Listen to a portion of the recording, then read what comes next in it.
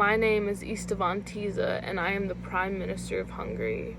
I was born in Budapest in 1861, and I studied in Berlin and Heidelberg, where I there gained a lot of admiration for German culture and the German people. At age 25, I returned to Budapest and entered Parliament in 1886. I inherited the title Count from my childless uncle, who had gotten it from Emperor Franz Joseph. Hungary, in the late 1880s, was on the verge of civil war. At this time, I was in the prime of my life. I was head of the Liberal Party and had just been named Prime Minister for the first time. But the Civil War was between my own Liberal Party and the parties of 1848. These radicals wanted to separate from Austria. At the heart of the dispute was the army.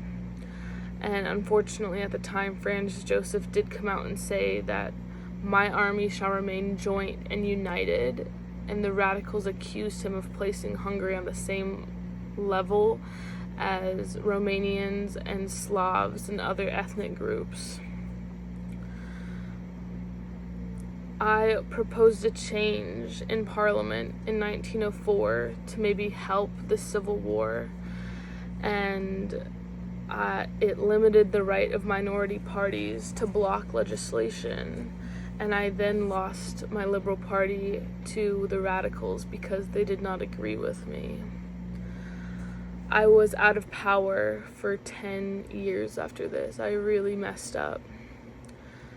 But in 1910, I founded the National Party of Work, and it was so popular that we won elections that year. This then brought lots of new conflicts that opened up for me. And at the time, Archduke Franz Ferdinand was calling for universal suffrage. This was not something I could get behind, and many people agreed with me, even lots of my enemies. And in June of 1915, I became Prime Minister again.